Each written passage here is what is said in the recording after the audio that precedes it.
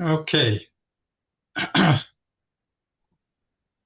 Okay, good morning, everybody. Welcome. Glad to see you all today. Um, so a couple of quick things before we jump into our discussion today about the upcoming event with the Arizona Commerce Authority. Um, I wanted to make, first of all, those of you who attended the conference last week, the NDIA conference, if any of you want to just share some quick thoughts that you might have. Cindy, anything? Yeah, I guess yeah, I've got some things pulled together. Yeah, it was pretty amazing. Um, just some highlights of the kind of trends that are going on. As Steve mentioned to me yesterday, always talking about how we're going to fund things going forward, and people trying to be creative and share what they're doing. And innovating, obviously. Of course, AI was a big topic. General AI, how to engage diverse voices. We don't want to be leaving people behind as we start getting into AI.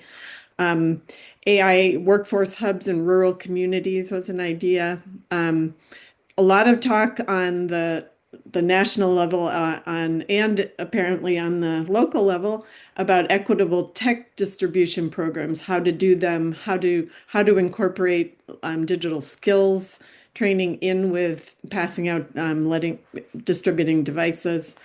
Um, and a lot about I learned a lot about health, and digital health, bridging the digital health gaps, looking for making sure that rural areas are getting the direction and the help that they need. Some interesting things going on in Arizona. The Central Arizona College is looking at starting to combine digital health navigation into their training programs, into their GED and literacy programs, or for people that are going to become CNAs or health workers. I saw another topic about digital inclusion in disaster response. So that's high level, and I'll let somebody else jump in who can say more. Aaron? I can say more. One up to everything that Cindy said. As always, it's a fantastic space that's full of people who, I think one of the big things for me, I mean, yes, there are all these topics that we all want to talk about, but it's also just so important to be in community with people who are doing this work across the country and, hearing what they're up to and just getting re-energized by being in the same space. I just wanted to highlight that we had the two continuing trailblazers and seven-star communities here in Arizona. And that's, of course, Michelle with Pima County and Mikhail with Digital Connect. Yes, exactly. And that was really wonderful to have Arizona's work and the work that's happening here be celebrated again. I Let's see, other sessions that I went to. That Cindy didn't already mention. There was one that was really interesting. Folks who are in states that are continuing the digital equity work, of which there are many across the country, had a special session about like what does it look like inside those SBOs. Still, even though there's no funding. And of course, those were places that were engaged in that work maybe prior and had additional funding or were using some of their ARPA dollars and whatnot in that way.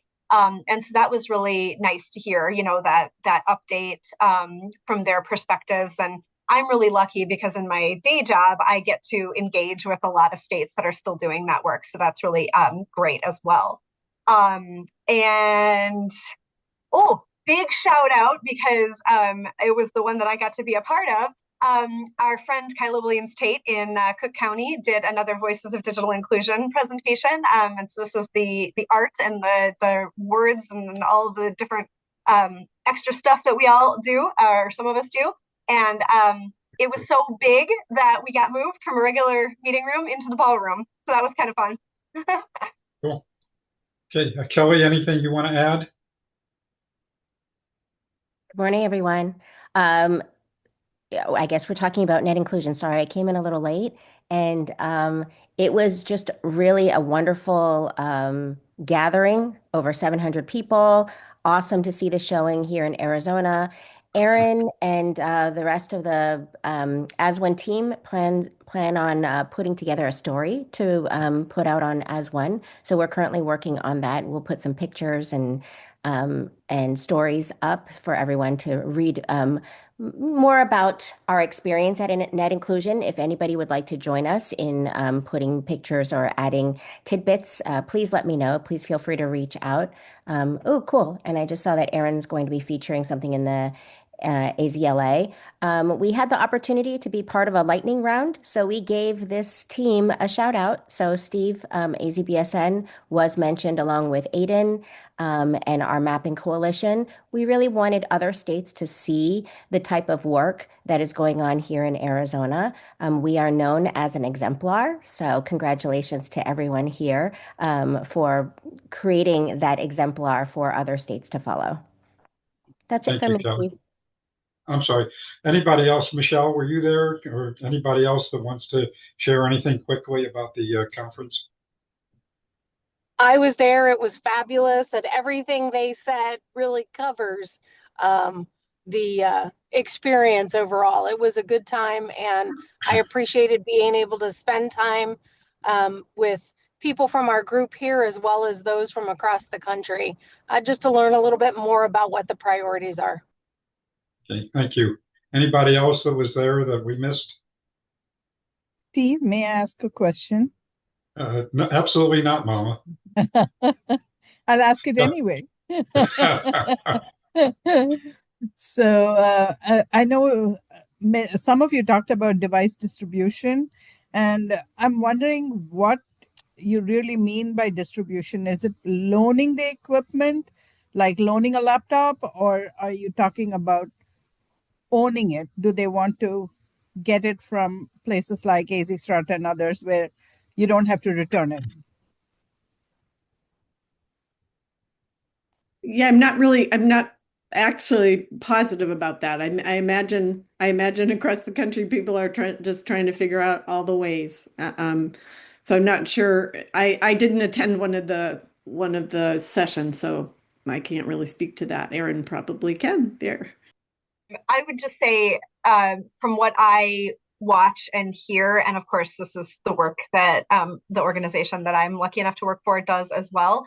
I think ultimately the goal is ownership because, that's a different way of having that access, right? I mean, there's absolutely pathways to that through device borrowing, through the library and whatnot. But I think as a an ecosystem, the ultimate goal is having one that you can call your own because you can engage in a different way that with that option.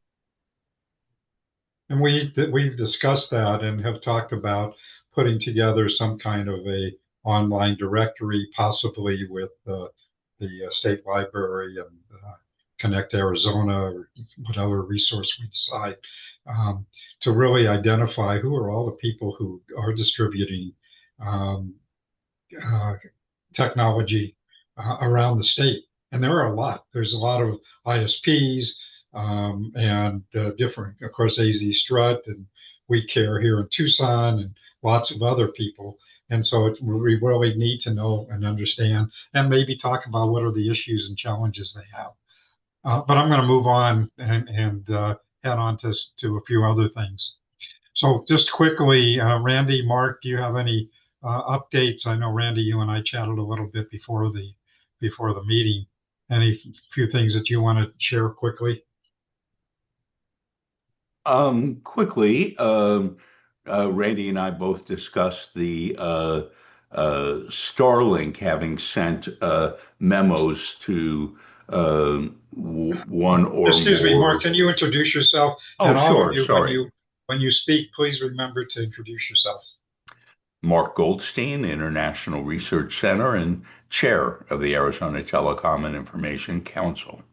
So we spoke about Starlink having sent letters to state broadband directors asking for agreements, side agreements that would uh, uh, obviate some of the BEAD requirements. about capacity reservation, about any number of things. And NTIA has now, in fact, updated their FAQ to version 18 or 19 on the BEAD program and specifically stated, though not naming that particular reason, that states cannot do any side agreements that are not consistent with the BEAD program rules. So they've essentially shut down Starlink's efforts in that regard. Um, that's about all I have that's new, I think. I mean, obviously, we're waiting for the big shoe to drop on non-deployment BEAD funding. There was a listening session yesterday, but we need to hear a talking session from NTIA. They are bound by their new budget that passed in one of the budget bills. A rider or term was for them to release their plan for the non-deployment funds within 30 days. So that's probably less than 2 weeks from now. Mm. A plan does not yet mean guidelines. It means a plan, but from that plan, we should learn a lot. That'll be followed by guidelines, and that'll be followed by state and territorial programs. Randy, got anything else? Randy, before you move on, before you comment, so one of the things that I guess is good news is that it looks like there will be non-deployment funds. That is Yes. the good news. What we're, as Mark was saying, now we're just waiting to find out what does that mean and what are going to be the rules and the guidelines and all that kind of good stuff.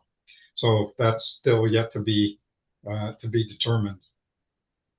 Go ahead, Randy. Yeah. So one thing that I Randy, know has been introduce in the yourself, news please. a lot, and I thought would be great to highlight is just this whole idea of spaceborne data centers, and basically Google published a paper in November talking about it, which was interesting. On January 30th, SpaceX filed with the FCC for a constellation of 1 million low Earth orbit satellites for many of which were sun synchronous. A week ago, SpaceX announced a merger with XAI, and of course they've been hurling towards an IPO, and this kind of places the IPO at about 1.25 trillion. So lots of stuff happening there, and then Musk later tweeted or indicated to the press that he was looking at sort of as close as 30 months to 36 months to have something in space. So what I've done is just in trying to call through this. I put together a one-page slide sort of capturing what I think the Google was saying, and what's interesting is they were referencing a lot of SpaceX stuff. So even though their initiatives are separate, there's a confluence. So here is something, currently the Starlink is kind of using version 2 mini satellites, and this is from the Google paper. They were 575 kilograms, 28 kilowatts, and based on the current launch vehicles, it's 3,600 per kilogram. So the idea is that if they could get it down to 200 per kilogram, then this is sort of the launch cost per satellite, and that would boil down to a cost of about 9 cents a kilowatt hour for the power. Now, this is very, very, very simplistic because it doesn't include the cost of the satellite itself. But this is I think was an interesting way to think of the back of the envelope argument for what they're aspiring to do. And they filed for 1 million satellites. My personal opinion is you could probably go in with a tiny portion of that and do something that would be a pilot. So I'm not sure how it's going to play out, but to me, this is something that's been getting a lot of traction in the news and is an important area to watch, basically. Though So for Randy, me, though, I'm sorry, go ahead, just Mark. one comment on that. I mean, you think about AI data centers that are so enormous, acres of ground to fill with the racks that it takes today. And I think this really presumes significant advancements in AI horsepower and chips beyond what you have today. Satellites are very space sorry, size sensitive, weight sensitive in terms of what you can lift and put in orbit that Randy was indicating there. And I mean, I just don't see how today's AI capabilities, or even those on the near horizon, miniaturize and reduce enough for equivalency yet. Yeah, no, I think, and this is, and I think the way I read a lot of the press is, that you may have something that is modest in size, but you've got, hundreds of thousands of them, and they do talk about sort of a inter-satellite links, but I think one of the, yeah, I think one of the big complexities here, inter-satellite links are a significant cost, obviously, but separately, you're going to have a robust connectivity from the ground and up, and Right. just in terms of licensing and how you get enough bandwidth. So there are a lot of there are as many unanswered questions as answered questions. But my understanding is that they're envisioning something that would be distributed in nature. So one of the things that's Right. driving this And is one more satellite play I may have mentioned this before in an earlier meeting, but there's a very interesting new announcement from Blue Origin, which is a Jeff Bezos Amazon company, so obviously very well funded, called TerraWave with one R, not two R's. TerraWave, that is a backbone in space. It's middle mile play. Mm. It's designed for only up to 100,000 enterprise level customers, but it will use both RF and laser links to the ground. Of course, laser links between satellites. But what they're advertising is up to 6 terabit per second Mhm. RF downloads to terminals. These won't be the little flat square terminals that you use with Starlink. These will be small parabolic dishes at least, but these may be 100 or $200,000 dishes, but still 6 terabit per second capable RF links and 144 terabit per second optical links from the satellites to the ground to other satellite reachable locations. And so that in many ways, I wouldn't say solves, but mediates the middle mile problem pretty much in its entirety if that were to be successful. Yeah, and even what I think is really interesting is with middle mile, like even with Starlink today, they have the $1 million ground installation in Alaska. And you do have active satellite inter satellite links where you can backhaul over large miles. So Right. in contrast to the consumer application, even today, much more modest numbers, but you can you sort of use it as a middle mile solution, and some do, not a lot, but it's in use in some And places. just for the specs on that, Randy's talking about what's called Starlink's community gateways. Yeah.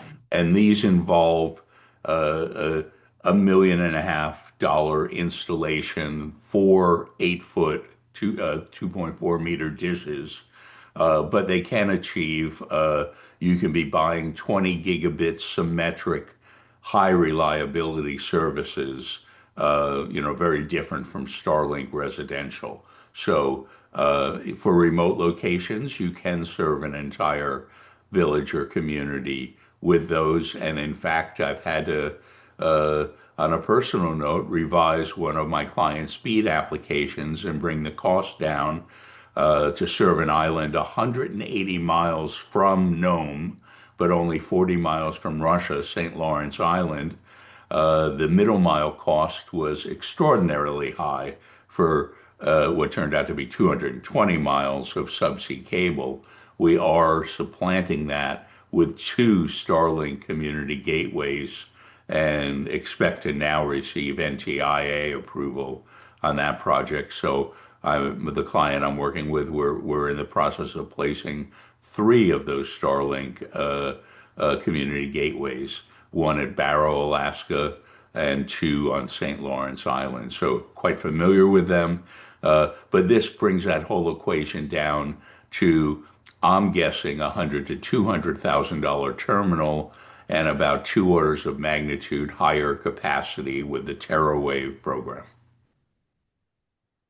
So, Mark or Randy, can you just talk briefly about?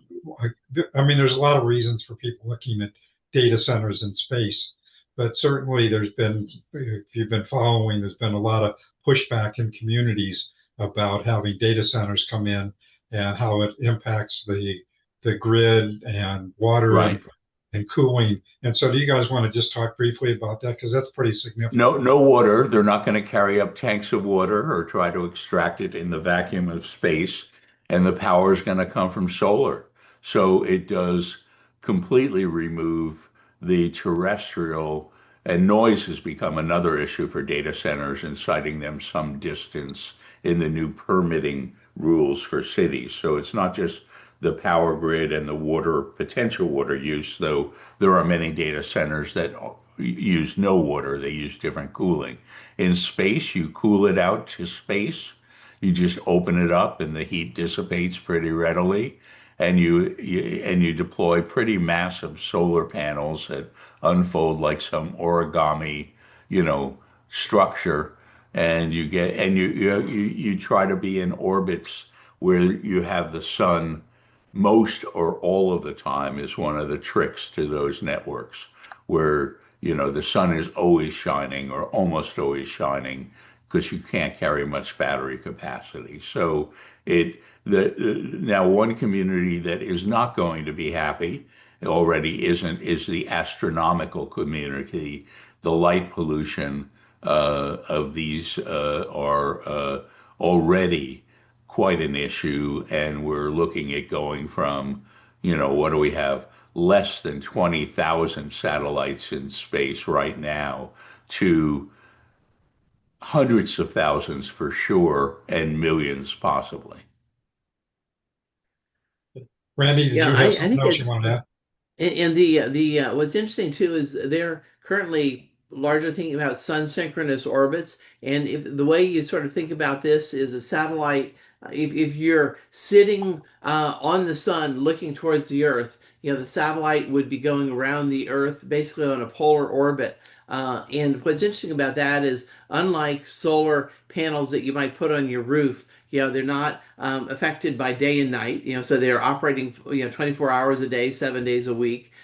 They're not affected by weather or clouds or short days in the winter. All of that goes away. So even though it's extremely expensive to put stuff in space, there are some trade-offs. And then also like with the terrestrial, I guess with a lot of terrestrial data centers, people are moving in trying to just build them as fast as they possibly can, and and they're it's safe to say not always completely sensitive to the environmental impacts, and may have on-site generation, and there are lots of stuff that that they work just to get it done. So the sort of the argument for this, if the economics and all the pieces could come together, is that you push some of that activity, out of local communities and so forth. And I guess to me, one of the big questions, which I think Mark articulated very well too, is just the connectivity, and do you have the bandwidth, and what's the input output requirements, and do the dots all connect from that perspective? Okay. Isn't there a concern with all those satellites up there that these satellites only have a certain life and they start falling to Earth? And Yeah. how do you manage all of? You refresh the constellation. You have a plan. You Is also it often dangerous to have No, all? these are small enough that they burn. It's not like the space stations coming down. They burn up in the atmosphere. There's almost never anything that reaches the Earth physically. They basically evaporate on reentry. Is that true with the regular LEO satellites too? Is that Oh they yeah, yeah. Yeah. So they burn up before they reach Earth. Yeah, When and it's pretty standard. With every class of satellite, you've got a certain mission life, and right now, 5 years is pretty much par for the course for low Earth orbit, and part of that you've got a little bit of atmospheric drag, and there are other environmental factors that affect life. But the main thing is sort of station keeping fuel. So since there are no gas stations in space, once your satellite runs out of station keeping fuel, is sort of that's it. So that's usually a significant constraint. And that station keeping fuel, often it's the last bit of it they use to force the satellite to deorbit. They don't usually even wait for the satellites to just orbitally decay. When they reach a certain point, they use a little bit of fuel burn, often their last bit of fuel burn, to basically point it to the Earth, to take it out of orbit, to deorbit is the term.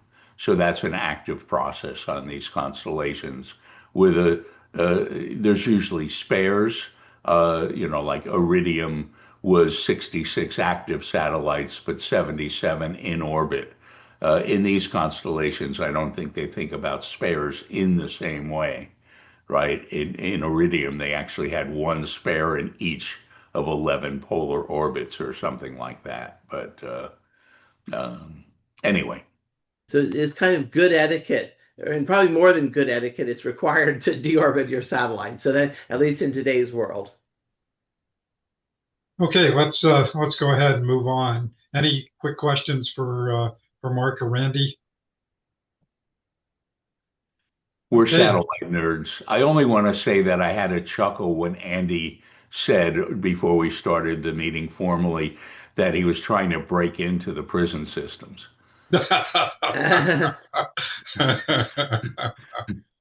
And most people would be trying to go the other way. That's cute. Well, since that gave me a window to speak for a quick moment, when the space station comes crashing back to Earth, that will not burn up entirely in the atmosphere, just so we know. Right, right. Well, again, it's just interesting times. Another the technology that is changing the game, and we'll see how this all plays out here. A lot of challenges about regulation of all of this stuff. So we'll see how it all emerges here. So moving on real quickly. So what I wanted to talk about today, actually, give me a second here too.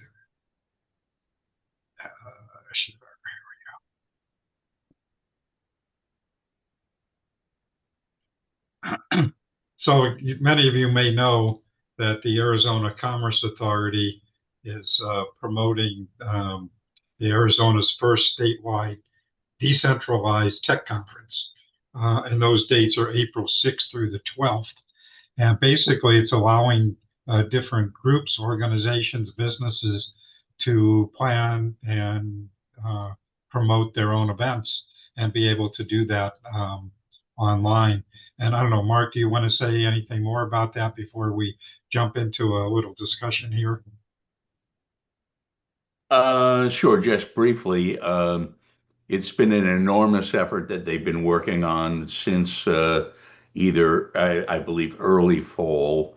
And it is meant to be kind of an overlay for many events around the state, most of which will probably be free. Some may have a charge. But I don't know what we know yet about the program. I believe we're still 7 to 10 days away from them dropping the program. And even after that, they'll still be accepting additional events. So interested to hear what you have to say now, but I think the big program details are still a week or a week and a half away. Okay, thank you. So actually, I'm going to stop sharing for a minute. We don't need to stop share. So Cindy with Aiden contacted me and wanted to partner with us in doing some kind of an event. And so Cindy, first of all, for people who don't know, Aiden you want to just tell people about Eden and then quickly, and then talk about at least what your initial thinking is and maybe some of the discussion we had yesterday. Sure, sure. Hi, everyone. I'm Cindy Hogan.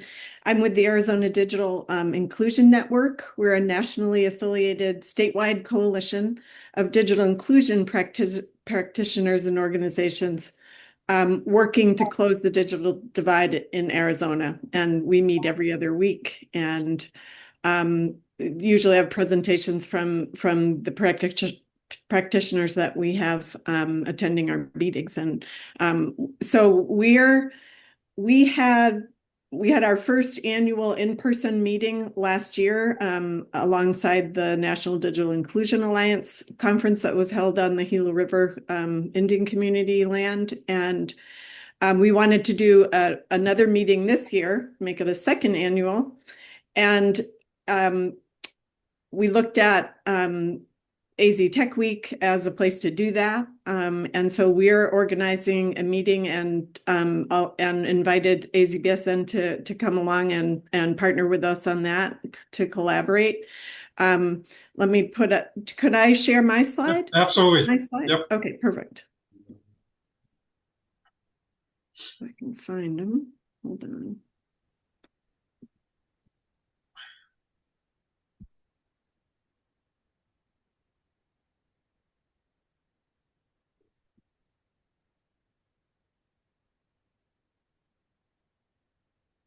Okay, so we picked the day of April 7th and we're hoping to have two venues, one in Phoenix, because we have a lot of our members are up there, but we also wanted to be sure that people in Tucson had a place to actually show up. So we're working on venues for both of those.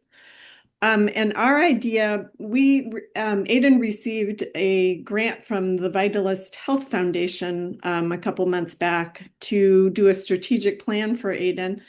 And so we wanted to give a nod to that and have the focus on social determinants of health okay,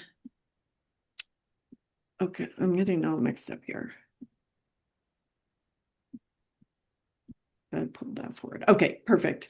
Yeah, so social determinants of health are the conditions and in the environment where people are born, live, work, learn, play, worship, and age that affect a wide range of health and functioning and quality of life and outcomes and risks. So how this fits into Tech Week is that digital inclusion and digital literacy are actually considered super social determinants of health. In other words, the things that we call determinants of health, where people have the opportunity to make healthy choices, all to my mind, are underpinned by the ability to connect to the internet and the skills to actually use the internet. So when you think about the access to healthcare, we're all doing that online all day long nowadays.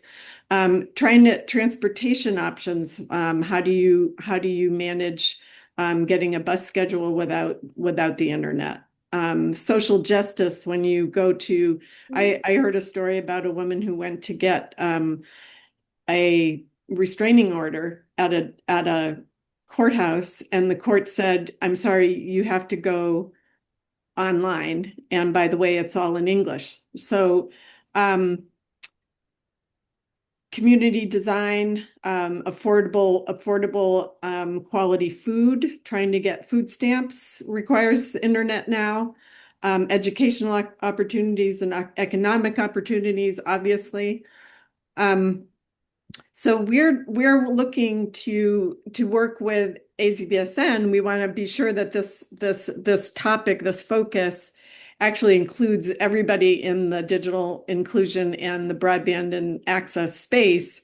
And so looking at the very tangible things that AZBSN could use to tap in and do presentations or share the floor or share discussions with us. These are a little more tangible so economic stability is a determinant of health. So where does that figure in? Employment, workforce development, income, medical bills, and then education, literacy, digital literacy, language, vocational training, higher education, all depend on access to the internet. And so I guess one of the cases that we make is that the costs of equipping a person to use the internet are substantially lower than treating health conditions, and the benefits are persistent and significant. We're trying to bring awareness to health organizations and political agencies that digital inclusion is an engine to keep people healthy and to keep communities healthy, economically, educationally, and otherwise. So what we did last year was we had I think I can, well, I guess, do you want to open the discussion, Steve, or do you want me to lay We'll out just the go ahead agenda? with that, Cindy, and then we'll open it for discussion. Okay. Wait a minute, I'm sorry. I said, let's go ahead. Why don't you just talk briefly about what you did, and then we'll open it for discussion. Okay, and I'm going to stop sharing. So last year we had lightning rounds where people got up and were able to talk about the work that they're doing in these spaces. And we were gonna, last year I think we did 6. I was thinking maybe this year we'd do 4 each, 4 for AZBSN folks and 4 for AIDN folks. We'd like to have a national speaker come in and talk to us. We haven't dialed that in completely yet, but as we develop the plan, we'd like to have. We got some feedback from last year's meeting that they enjoyed having someone from the National Digital Inclusion Alliance speak because it gave people exposure to what's going on in other parts of the country. So we think that would be a good idea. We're also talking about having breakout groups and figuring out topics on the determinants of health like that we just discussed. And obviously we're hoping to get funding to put this on because we're a nonprofit. So we're hoping we'll be able to have a meal and maybe go from 12 to 4 so that it's worth everybody's travels and taking time off from their jobs to come attend this with us. And so that's basically the framework, and I'd be open to hearing how AZBSN would like to participate and the ideas. So I want to say a couple of things, and I mentioned this to Cindy a little bit yesterday. But if we do multiple locations, and theoretically, Christy, if you wanted to do something where you are or wherever, that it does create a different dynamic because then you've got interaction going on in 2 different locations, and we're all connected and all of that sort of stuff. So that if we decide that that's something we're going to do, and some of you have been involved with us in the past, know we've actually done that. And with the Greater Arizona E-Learning Association at that time, we actually did do locations in Tucson and Phoenix. But we didn't try to do meals and that sort of thing. So I think, so I'd like to hear from you folks about a number of things in relation to what Cindy's been talking about. Any more thoughts about agenda? How do we talked about what locations can we use in Tucson and Phoenix? One of the big challenges, and those of you again who have been involved over the years, when I've planned these kinds of things, that one of the big challenges in locations is making sure that they have all the technology that we need to be able to do it seamlessly. Of course, when we did that 15 years ago, it was a different situation than having Zoom today. But it is a big challenge of making sure that we have a location where we have all the screens and computers and all the stuff that we need to be able to do virtual meetings. And theoretically, we could do them in multiple locations, not just Tucson and Phoenix. So that's part of the discussion. but part of it is also is what the agenda might be and what thoughts that you might have about the agenda that Cindy shared with us. So with that, I'm going to stop talking and open it up to any thoughts, comments people might have. Don't be shy. Cindy, I enjoyed the slides there where you had some data on kind of the impacts. I don't know if there's a larger document that we could read that would sort of unpack that. And I'm sure Lucy is probably, does a lot of that stuff along the same lines, but just something that just shows the, sort of the economic impact of broadband connectivity for health, quantifying it. I'm just going to say I look for that every day, and it's Okay. tough. It's really a new it's really a new it's a new focus, and maybe Lucy does have a different avenue with research, but yeah, and I'm finding that a lot of healthcare groups really don't understand. They understand telehealth. They want people to be connected. They've made that de facto decision to put everybody online, but I'm not sure that they know at this point how many people are not getting to that first step of joining that pipeline. So that's the thing that I keeps me up at night. But Yeah. yeah, it is. But I've also heard a statistic once that digital navigation, $1 spent on digital navigation in today's world creates $2.14 of benefit. So Interesting. yeah, it's starting to be that way. Cindy, I worked in alcohol and drug prevention for many years, and I always used to say, pay me now or pay me more later. And people never really understood that. When I Right. worked for St. Louis County here, we tried to get a residential treatment center, and they didn't want to do that, but they were willing to pay for hospital care, which was extremely more expensive. And so it's really hard for people to really make that connection and understand how important that prevention piece is, Yes. as well as even treatment at this point in time. Um, I think, I mean, so I'm completely engulfed in the whole prevention ROI space, right? The Right. CDC basically uses the 6 to 1, $1 of prevention equals $6 of saved costs. Now Love you it. go one step further and you go into the fall prevention space, especially here in Arizona, because that is a lot of what I don't want to say clogs, but our emergency rooms, right, are filled with folks that are falling. And the life expectancy, if you're 70 years old and you fall, is not good, right? And so they actually estimate a 32 to 1 ROI, which is just insane, right? That's insane. So, but my two stories that kind of, first of all, I do live in this space and it's just mind blowing that people don't Yeah. realize that if your family is not connected, you can't do anything, right?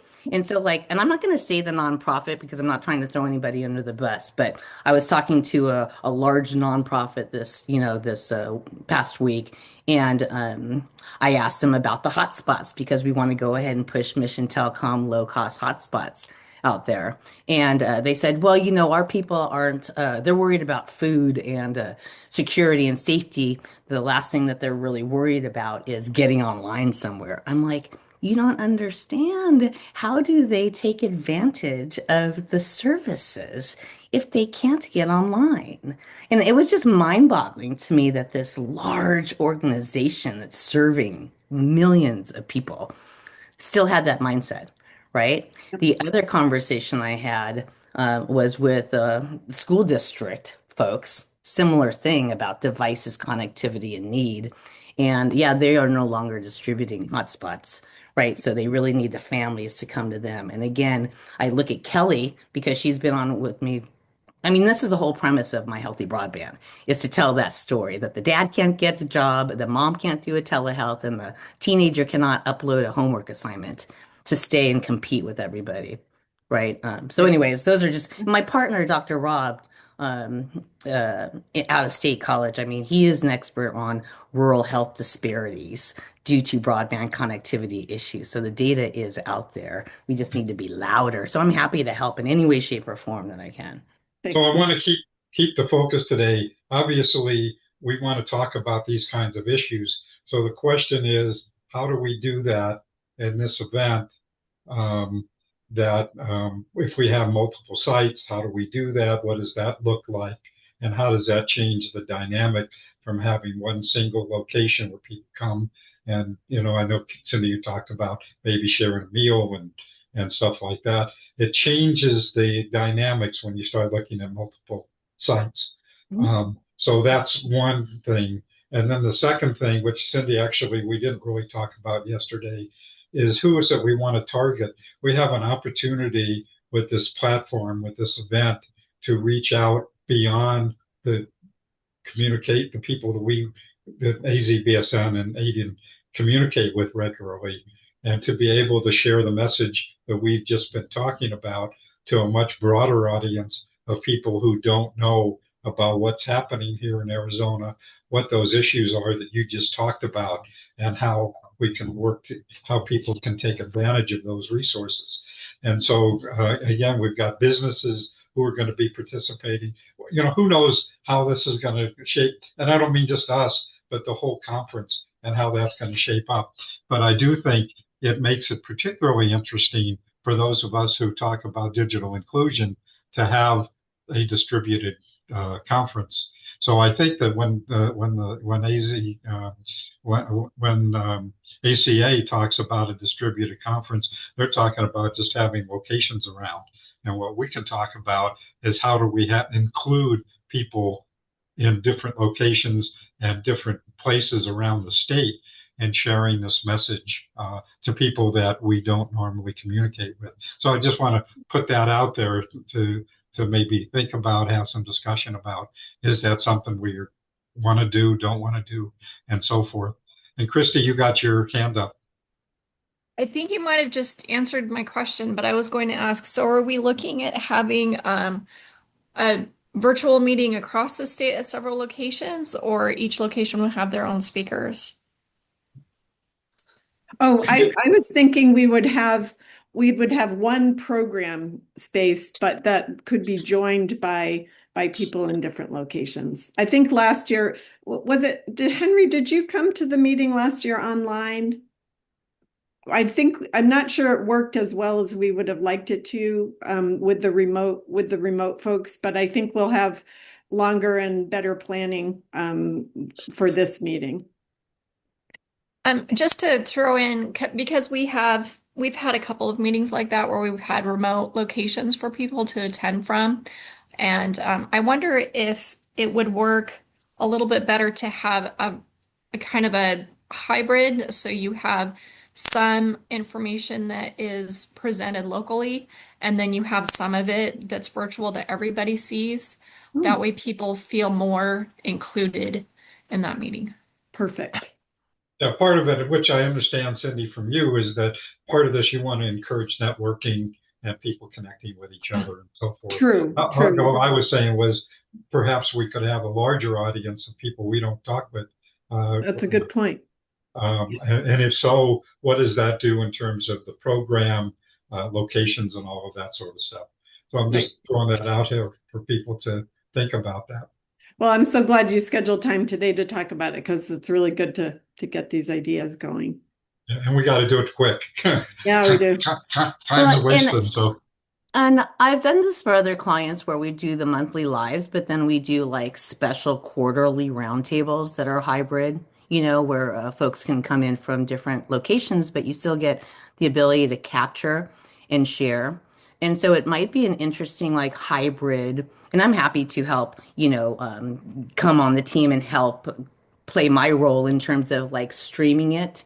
And really, then you would just be able to you would just need the nice mic and input from each site, so that if this really truly was a statewide event, you could host it at the locations, even have a segment for agenda for that audience to come in and report on, so that it's kind of combined, and then it gets captured and saved so that it can be, viewed anytime, either remotely or after. So Right. I'd love to help in that.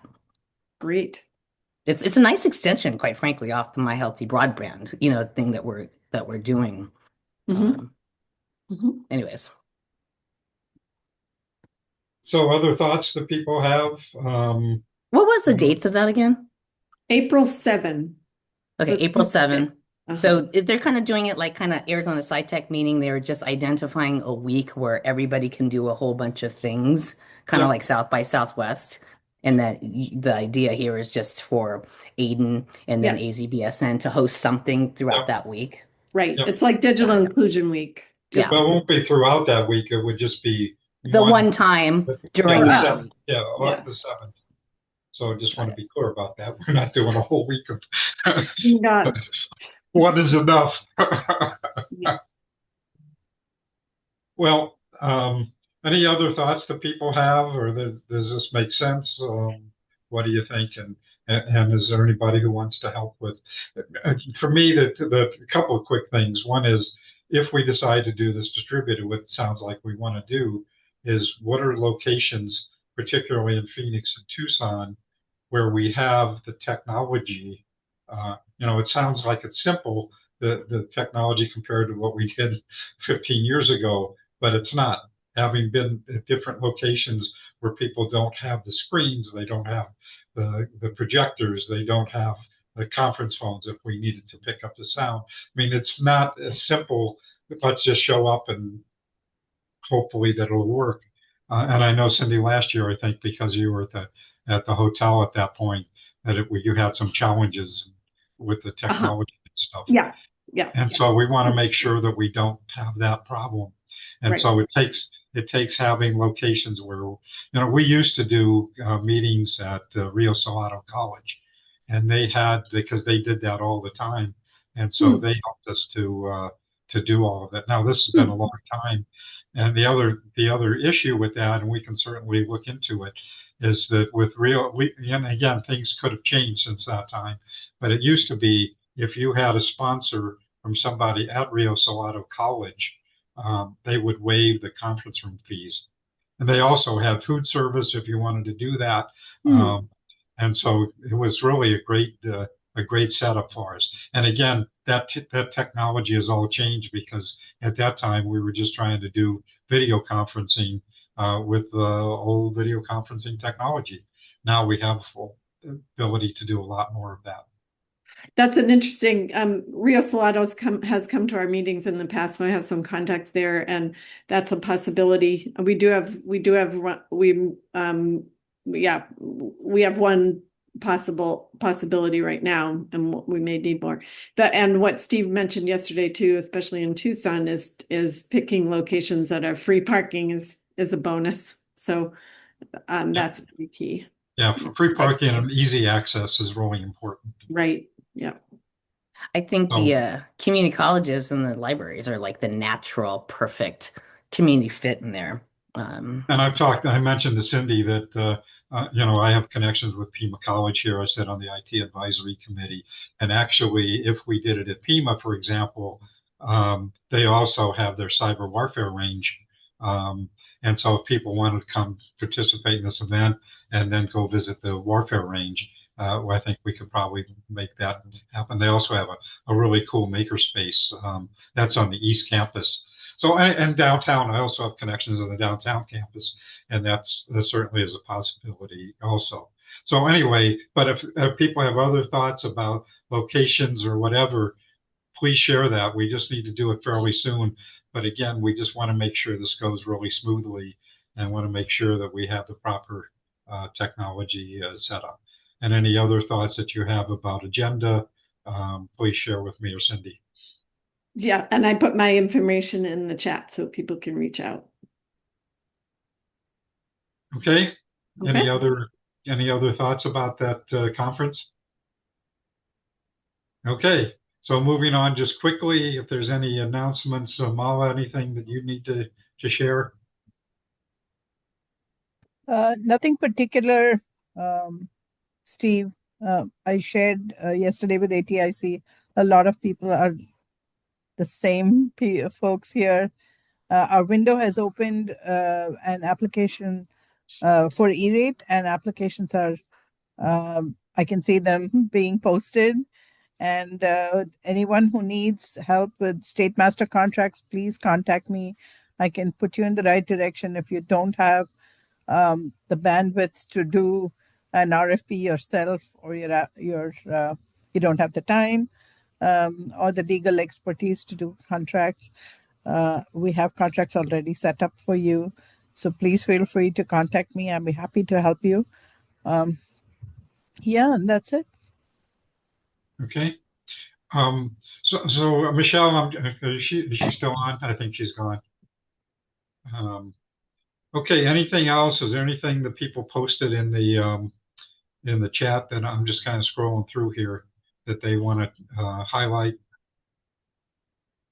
Michelle actually had a very interesting webinar with Dr. Finkelstein and a few other uh, specialists who spoke about rehab equipment. And this is so relevant to what we were discussing today about post-op care and rehab equipment being loaned to the patients for that time that they needed for rehab. It could be weights, it could be, I don't want to say a huge treadmill, but something small, cycling equipment, anything like that that they need, but it will be monitored through AI. Of course, they need internet access by the service provider to make sure that they're doing what they need to do and doing it to the right extent and doing it at the right intervals that they should do it to for rehab purposes. And I'm just giving you a layman example, but there are many other equipments that they spoke about how they could, how it would help in post-op care, especially in rural areas where they really don't want these patients coming back to the hospital for just those kind of care, and the equipment is really not available in their healthcare centers.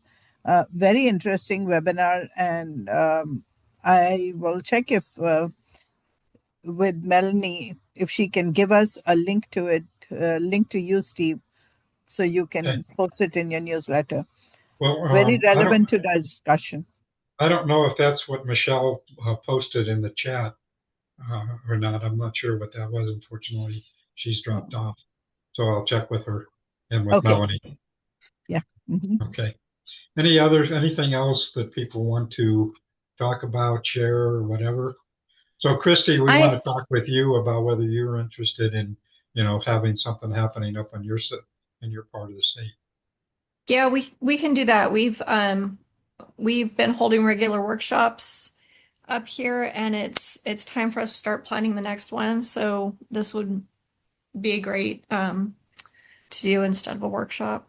Okay. And Christy, I just had a quick question for you. You all got the cybersecurity pilot project grant, but only a partial grant. Are you the one monitoring it? Is someone else taking care of it? I'm sorry, which grant is that? Cybersecurity pilot grant. There were only two libraries That would be got it. Corey. That would be Corey. Okay. Okay. Yeah. Okay. I'll speak with him. Okay. Thank you. You're Lucy, you welcome. have your hand up? Yeah, I just wanted to say there was something that happened on the calendar the last 30 days. Sometimes there's a fifth week in there. So when you go bi-weekly, it messes you up and puts you on the first and third. So um, the Health and Education Task Force is going to stay on the second and fourth Thursdays. It has a new time for 2026 of 2 o'clock. Many of you that have been coming to the task force have this as like an Outlook calendar invite already. I did just go ahead and update that. So yes, there is one today. And then there'll be one on the 26th. And then our first live will go ahead and be on that first Thursday of March. So actually, that live does coincide with the first week in April. So it could be interesting if we do a little transition and can accommodate the conference as part of that. But anyways, if you can show up 2 o'clock, links are in the chat. Okay. if there's nothing else, I think we are done for today. I'm going to stop recording.